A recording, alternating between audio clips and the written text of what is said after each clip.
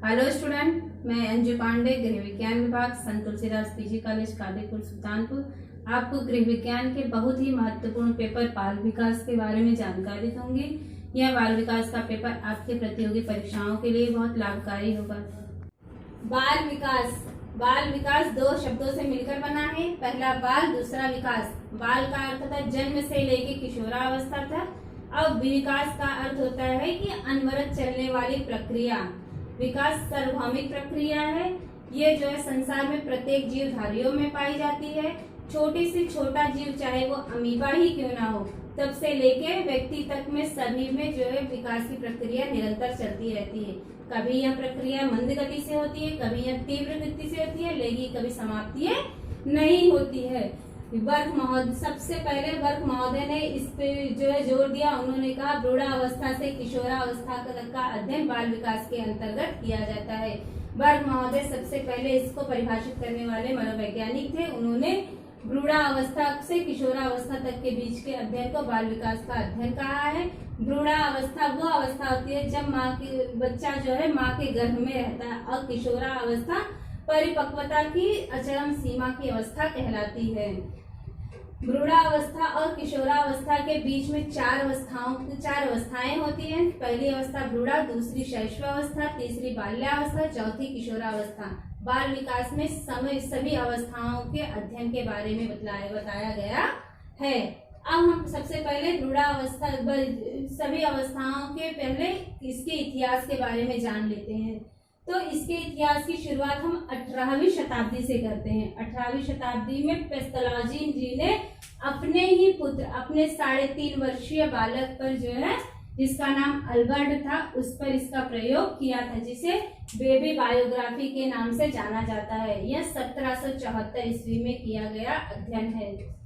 इसमें उन्होंने बालक के क्रमबद्ध एवं सुव्यवस्थित अध्ययन के पर जोर दिया था। उन्होंने बालकों के अवस्थाओं को जो है क्रमबद्ध तरीके एवं सुव्यवस्थित तरीके से करने पर विशेष बल दिया है। 19वीं शताब्दी में, इसके बाद आ जाता है 19वीं शताब्दी। 19वीं शताब्दी में स्टैनले हॉल ने भी इस पर बाल अध्ययन पर विशेष बल दिया है। इसीलिए इसे जो है इन्हें बाल विकास का जनक भी कहा जाता है। इन्होंने सबसे पहले प्रश्नावली का निर्माण करा था।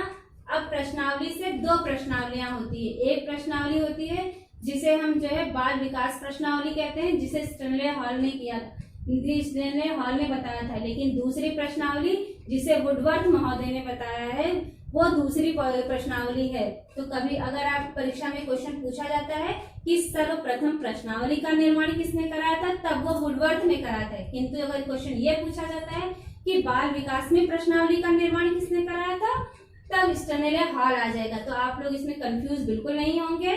दोनों प्रश्नावलियां अलग अलग है। दोनों प्रश्नावलियों का निर्माण भी अलग अलग मनोवैज्ञानिकों ने अलग अलग तरीके से किया है।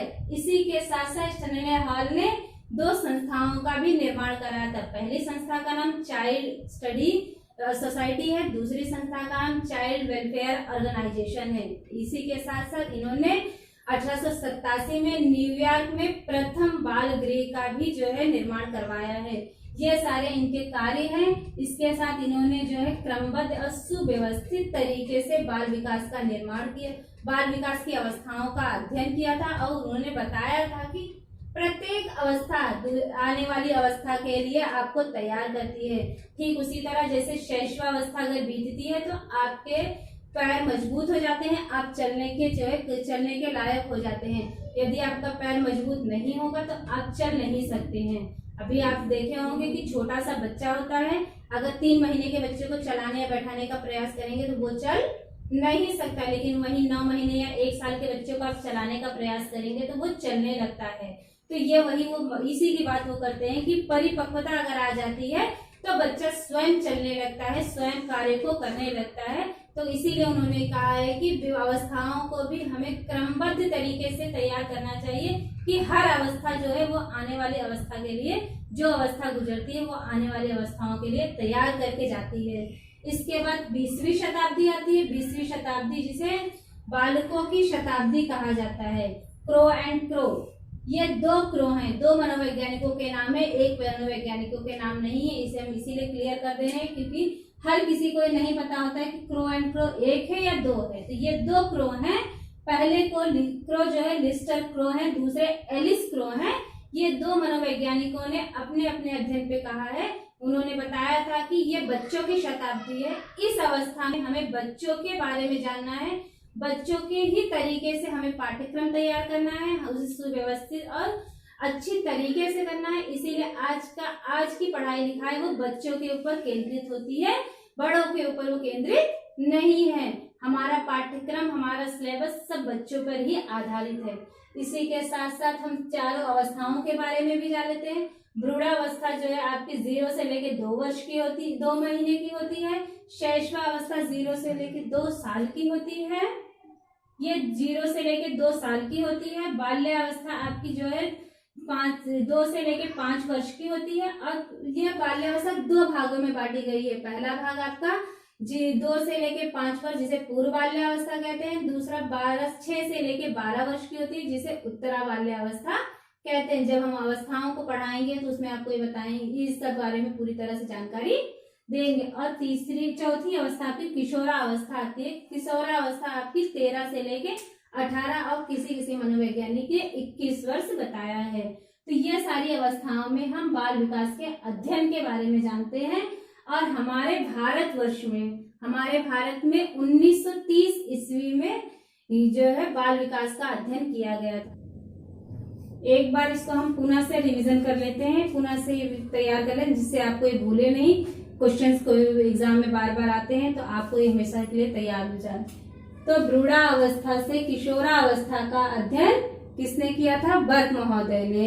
इसकी परिभाषा किसने दी थी? बर्क महोदय। सर्वप्रथम इसकी परिभाषा किसने दी थी? बर्क महोदय। अगर ये क्वेश्चन पूछा जाता है कि भ्रूणावस्था से किशोरावस्था का अध्ययन किसने किया था या इसकी परिभाषा किसने दी थी, तो आप क्या बताएंगे? बर्क महोदय ने। दूसरा, इतिहास इसका अगर पूछा जाता है कि 18वीं शताब्दी में किस मनोवैज्ञानिक ने जो है वैज्ञानिक पद्धति बेबी बायोग्राफी का दिया था, तो आप बताएंगे कि पेस्थोलॉजी महोदय ने बेबी बायोग्राफी दी थी।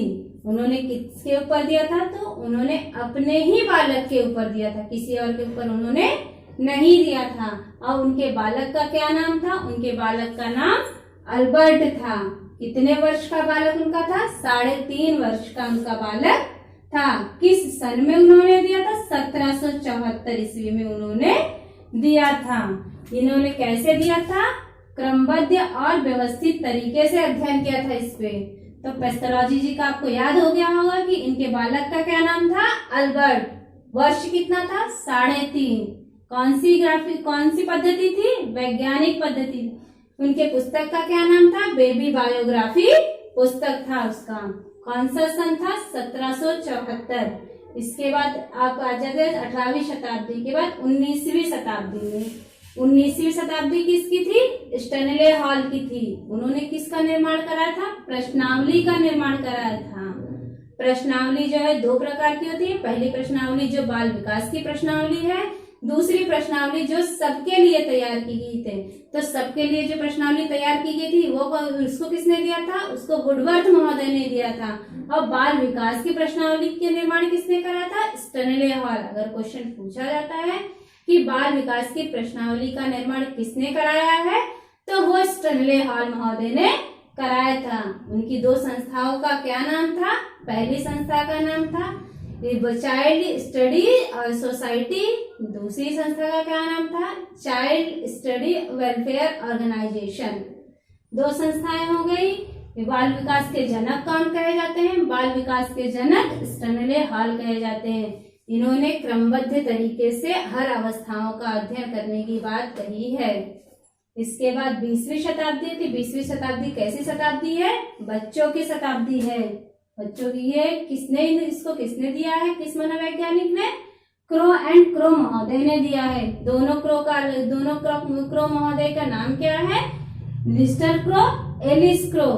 इसके बाद अवस्थाएं आती है। कौन कौन सी अवस्थाएं होती है इसमें? भ्रूणावस्था, शैशवावस्था, बाल्यावस्था, किशोरावस्था। 4 अवस्थाएं होती हैं। भ्रूणावस्था कब से कब तक की होती है? 0 से 2 माह की होती है। भ्रूणावस्था आपकी 0 से 2 माह की होती है। शैशवावस्था कब से कब तक की होती है? शैशवावस्था आपकी जो 0 से लेके 2 वर्ष की होती है। बाल्यावस्था कब की होती है? बाल्यावस्था जो है 2 से लेके 12 वर्ष की होती है। ये 2 भागों में बांटी गई है। पहली 2 से लेके 5 वर्ष जिसे हम पूर्व बाल्यावस्था कहते हैं, और दूसरी उत्तरा बाल्यावस्था कहते हैं जिसे 6 से लेके 12 वर्ष तक कही जाती है। अलग अलग मनोवैज्ञानिकों ने अलग अलग तरीके से दिया था। हर अवस्था सभी मनोवैज्ञानिकों ने अलग अलग तरीके से दिया है। हम जो नॉर्मली जानते हैं वो हम बता दे रहे हैं। इसके बाद किशोरावस्था की, तो किशोरावस्था जो 13 से लेके 18 वर्ष कुछ मनोवैज्ञानिक कहते हैं, और कुछ मनोवैज्ञानिक 13 से लेके 21 वर्ष तक की मानी जाती है। तो ये 4 अवस्थाएं होती हैं। इन 4 अवस्थाओं का अध्ययन जो है बाल विकास के अंतर्गत किया जाता है। इसके बाद आता है भारत का अध्ययन। भारत में बाल विकास का अध्ययन कब से हुआ है? भारत में बाल विकास का अध्ययन 1930 ईस्वी में किया गया था। इसके बाद से ही इसका अध्ययन यहाँ पर शुरू हुआ है। तो ये क्वेश्चन भी पूछ सकते हैं कि भारत में बाल विकास का अध्ययन कब से किया गया है? तो भारत में बाल विकास का अध्ययन 1930 ईस्वी में किया गया है। तो मुझे लगता है अब आपको एकदम पूरी तरह से तैयार हो गया होगा। आप सन को भी तैयार कर लीजिए, और उसके बाद जो आप सन को भी तैयार कर लीजिए, और इसी के साथ साथ जो भी क्वेश्चन बनने होंगे वो भी, अगर जो क्वेश्चन बचते हैं उसे आप हमसे पूछेगा, हम बाद में अगले क्लास में हम आपको बता देंगे। धन्यवाद।